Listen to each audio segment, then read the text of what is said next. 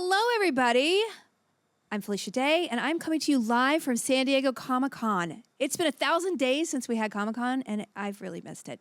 I'm even more excited to be here with Prime Video, talking with some of the cast of The Lord of the Rings of Power. This incredible cast I get to speak with, and I'm going to introduce them one by one. First, we have Robert Aramayo playing Elrond, who's an elf. Hi. He's an elf. We have Benjamin Walker playing High King Gil-galad. The same. Again, elf. We have Charles Edwards playing Lord Celebrimbor. He's an elf. Also elf. Okay, so we have elf. Guess what? We're going to change it up because we have Owain Arthur playing Prince Durin the Fourth. Correct. Hello. Dwarf. All right, and then last but not least, we have Sophia Nomvete playing Princess Disa. Princess Disa? A dwarf, hello. A dwarf, yeah. So elf, dwarf. I get the best room, you guys. We all were just in Hall H, which I think holds about 6,000, 7,000 people. That was kind of a big deal, guys. Is this your first Hall H? Is it your first Comic-Con? It's my first time to America. No. Is it? Yeah. What? How's it going so far? It's all right. It's not always like It's incredible. So what a way to start a journey and start an introduction to this wonderful country. I think that panel was probably the most epic and this is my 12th Comic-Con, you guys. 12 Don't look like I'm old or something, Ben. And No, I'm impressed by your longevity. oh boy, that's a terrible thing to I'm not say helping to a at all. lady. Oh, digging, keep digging. so sorry. No, but it was. We've only just started. This has gone very wrong. Want to get out of the hole? Put down the shovel. It was one of the best panels I've ever seen. It was stunning. What was your reaction to the wraparound video? I've never seen that before. Yeah, it was intense, but amazing. It was only right at the end when they put the lights on, and then I realized how many people were actually there. But I was the same. I thought it only went up to a quarter of the hall. Yeah. And then the lights came on, and then it came on. And then, I mean, people were this big at the back.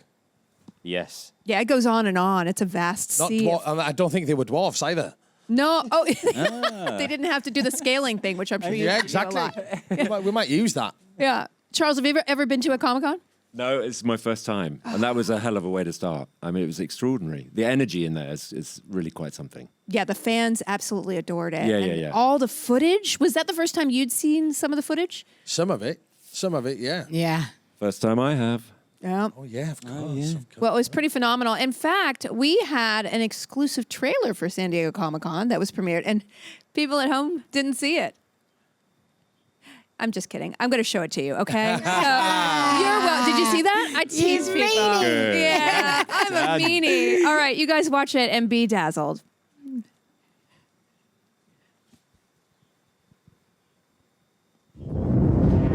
We thought the war, at last, was ended. Today, our days of peace begin. We thought our joys would be unending. We thought our light would never dim. The skies are strange.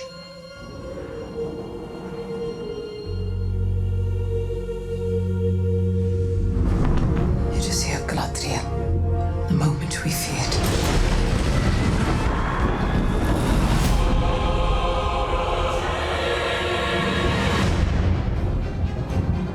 Evil does not sleep.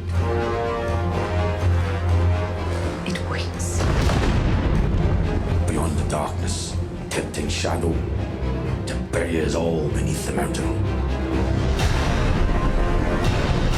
He has not one name, but many.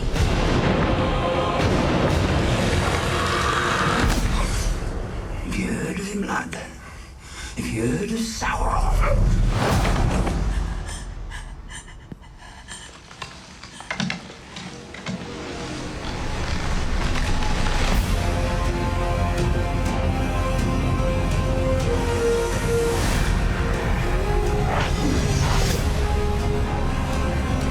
If the evil rising is left unchecked, it will take us all.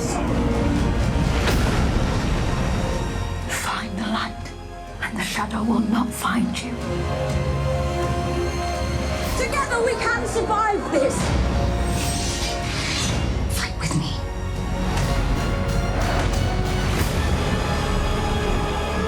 Each of us must decide who we shall be.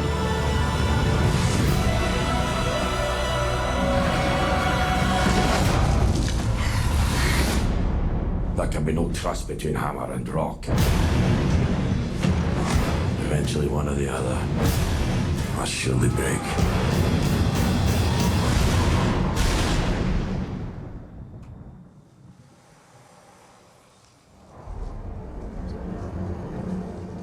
You have been told many lies of Middle-earth.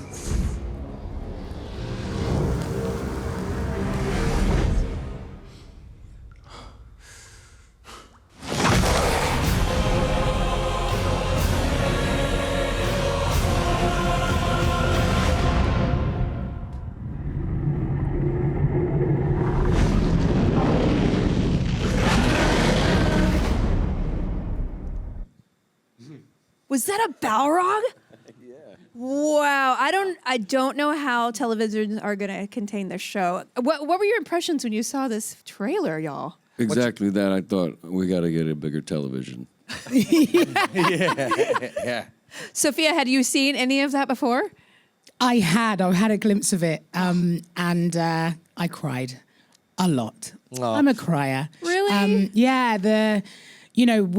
We all know how much this took. We know the length of time that we spent together. These are our friends. These are the people who held my baby and were friends to my family. And suddenly seeing all of our hard work of course, the creatives, the design team, the producers, everybody, so many cogs in the wheel.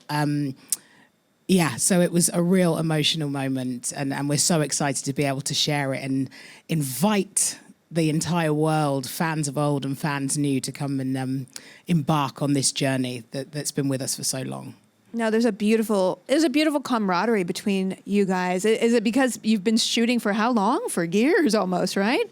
Well, in the nature of being in New Zealand, we were kind of sequestered together, and our shepherds, JD and Patrick, had kind of built this familial attitude about it. We had the singular vision, and luckily we're all nice and we get along. And but yeah, we were stuck together, and we had to get No along. choice. Yeah, exactly. Yeah. We're stuck in New Zealand. I guess it's not the worst place. It was right? fantastic. I mean, the crew that was there and how that community welcomed us and welcomed the show was really priceless. Yeah, yeah. Now, Rob, you play Elrond, Yes. and he's a pretty iconic character. He's probably the character that most people would be most familiar with, or one of them. One of them, yeah. So stepping into those shoes must have been a little intimidating. What did you do to prepare for this role? Well, I do want to correct my earlier statement about him being an elf to this, which is that he's half elven. Okay. Which is So very important. One person on Reddit is now sad. No, they're mad because they were just typing it. They're like, "Excuse me, I see you." Yeah, but it was a total dream come true. You know, I love Elrond. I've always been really intrigued about him. And I really was interested to take a character that, you know, is in such a different place in the Third Age, in the books that we know, and sort of trace it back and see where he came from. And, you know, it's a very famous past, which was really exciting to explore. Yeah, and you did a lot of Elvish research. Did you study Elvish? I mean, I'm sure you had to do some in the show, right? Yes, and yes. You know, I you know, when you explore the language, it's just another way of understanding the professor, you know, and you know, his work. So it was all kind of part of that. But I started by just being like, right, I'll find the Elrond bits, you know. Of course, every actor's like, where do I do? What I do? What I do? Am I dead? Okay, great. Right, let's go. Right, but then you know, once you delve into the first stage material, you realise that the texture to it and everything is connected to everything, you know, and so you know, most of that stuff is directly or indirectly related to Elrond. So it was like it was fun to sort of play historian, you know. Yeah, you're kind of a nexus. Your character is kind of a thread throughout all the stories. So, yeah, it's pretty cool. Owain. Yes? You're so much trouble. I don't know how your mom raised I'm a you. good boy, and my mum is the best in the world. I definitely want to have a drink with you later. Anyway, so I hardly recognize you now because of what you look like on screen. You play Prince Durin IV, and Correct. you have a much different look. How was that process? Yeah, I mean, it was a process. Like how much of a process? It was a 3-hour process each morning and a 45-minute process to de-rig, to take everything off. But yeah, it was an interesting, at times quite emotional, I'm not going to lie. You weren't expecting that as an answer. Why? Right? Well, it's just what kind emotion? of just because of the of being sat down there for hours and getting to know the guys who do the prosthetics and kind of getting to know them and watching Durin. There were various stages of putting the prosthetics on. Mm-hmm. The nose was the first thing, and it instantly turned me into an old man with a massive smile. And then after that, the wig went on, which kind of, let's say hello to my mum again. I looked like my mum. and then the beard came on. There was various different. The beard is in about 16 pieces. So this came on, then that came on, that came on, that came on. And then wow. I do. Do you remember when we were rehearsing that scene and you came in, but you were in like a state of half undress on the prosthetic? Yes.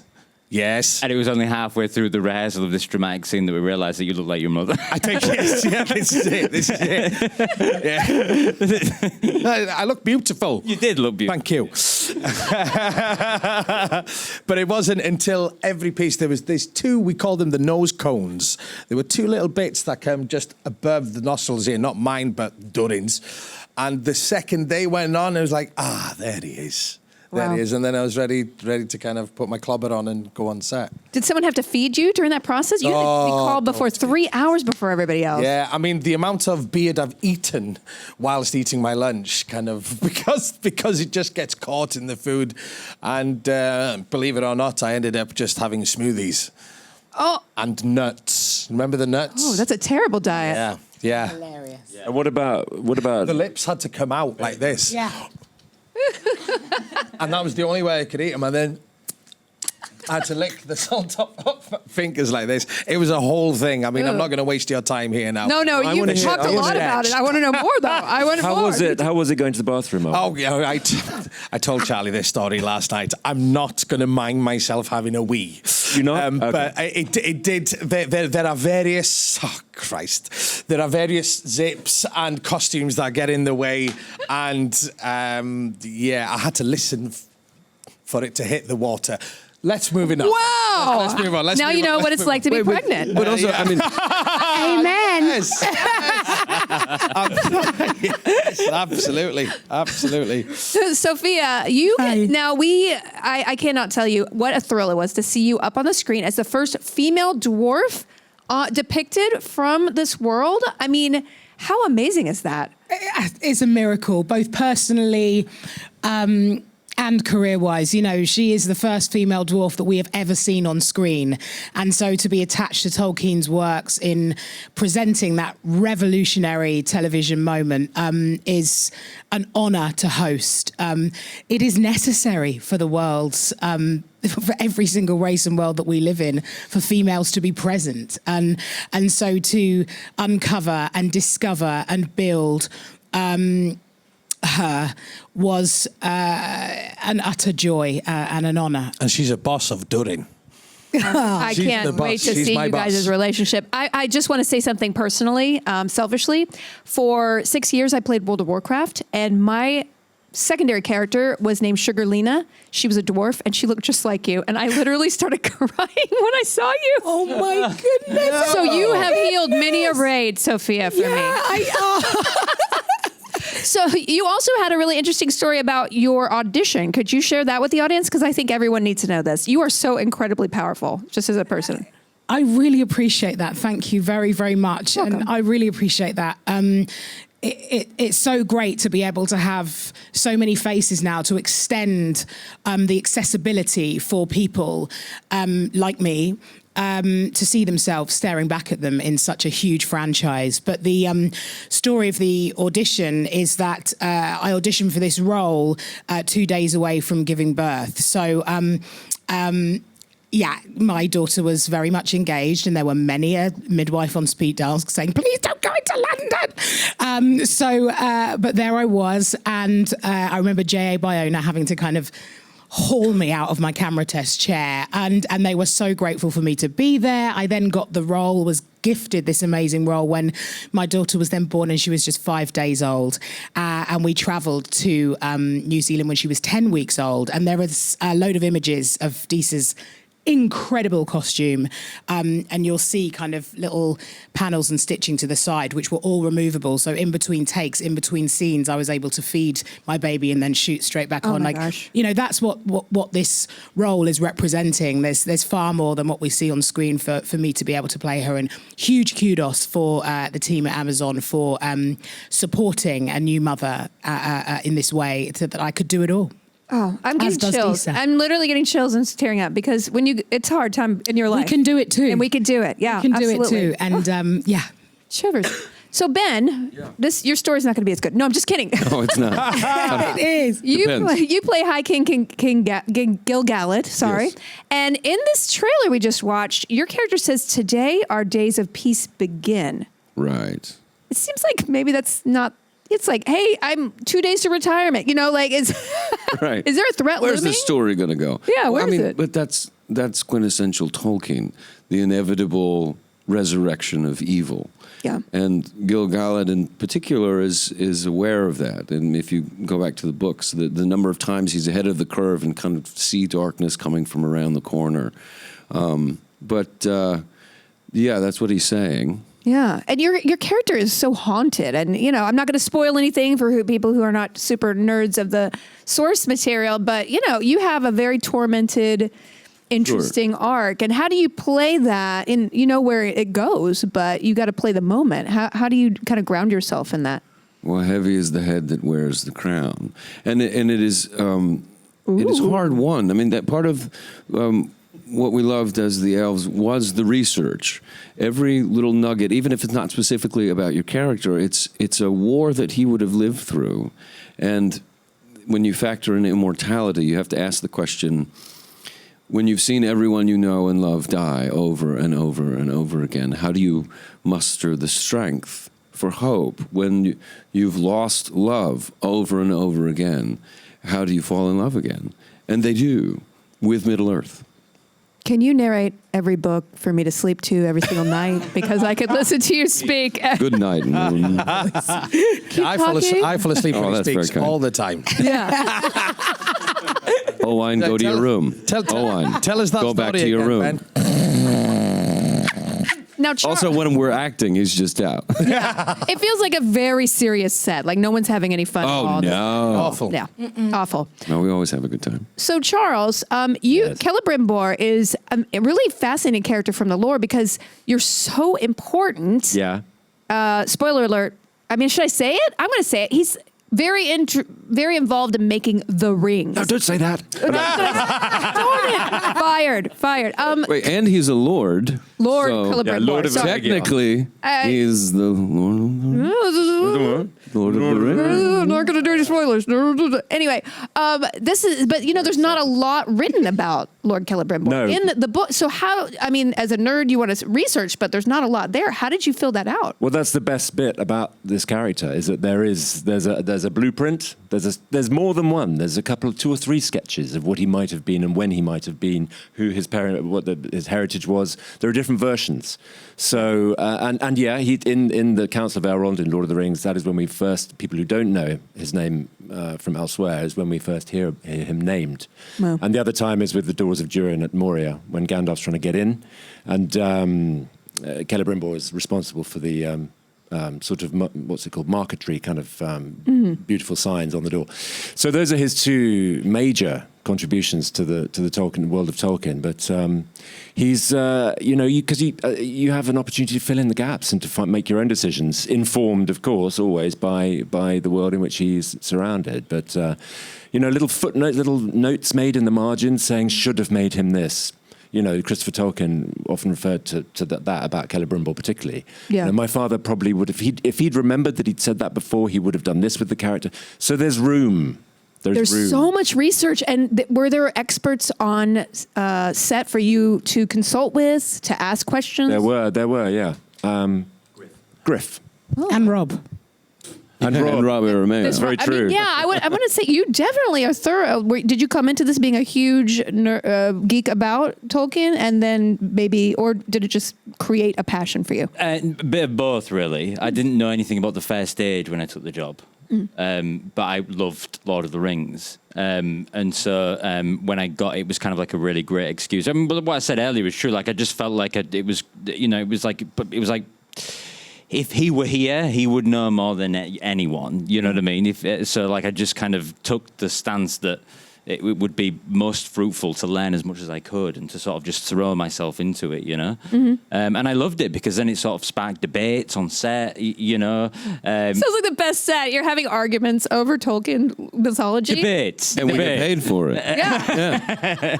We go to work as we do at work. Yeah. But the text is that dense that you do have the opportunity to interpret and reinterpret and reinvest, and every time you go back to the source material, you learn something new. Yeah. So that's incredibly. That's the gift that I keep getting from it. Yeah. And words mean something different. If you're talking about oaths or curses or promises, these words mean something different in this world, because there's magic in this world, both, and so things like that, rediscovering things and seeing how they fitted into our world was like a really interesting sort of thing to talk about, as we did, all of us together. Yeah. Did any of you, not mythology aside, did any of you have any other skills that you had to train to do on set? Fighting, dwarving? Calligraphy. We had calligraphy lessons to write Elvish, and I've always been very into it myself. And so I was very excited to do that. And as a kid, I was obsessed with Lord of the Rings.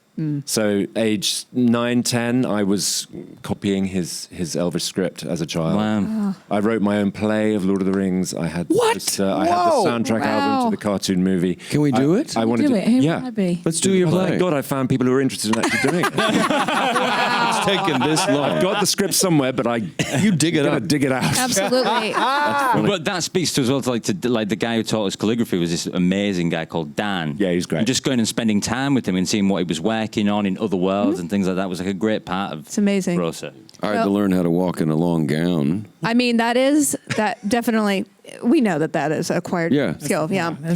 You've got 50 actors just acting their hearts out, cranes, wind machines, and you fall down the stairs as the king. You got to start. Hopefully they got that for the gag reel. Yeah. I am so sorry. We cannot, I could speak to all of you for hours more. Well, you we are can. such fascinating, wonderful people. We will. Yeah, okay.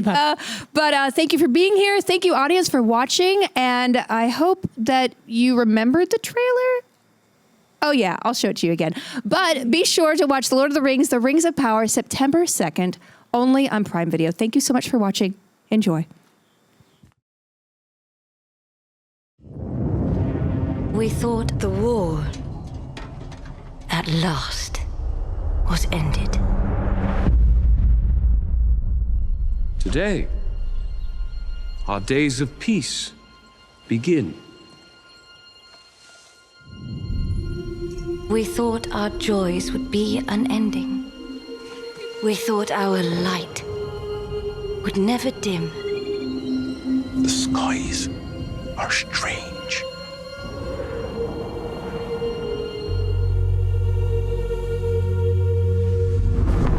It is here, Galadriel. The moment we feared.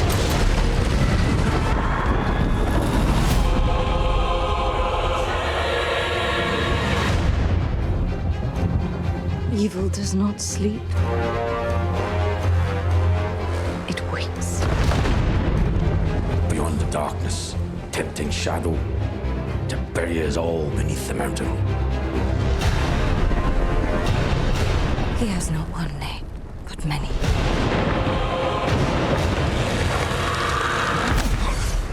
Have you heard of him, lad? Have you heard of Sauron?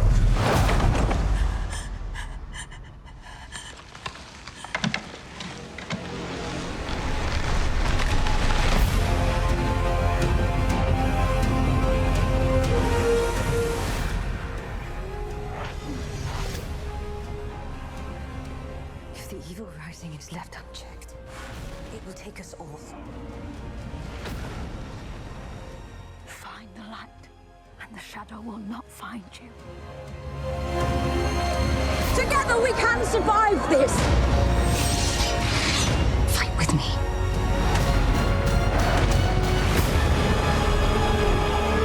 Each of us must decide who we shall be.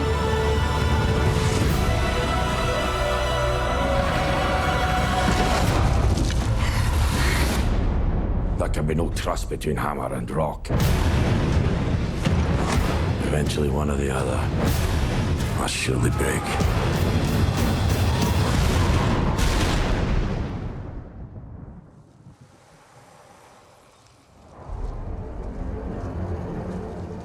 You have been told many lies of Middle-earth.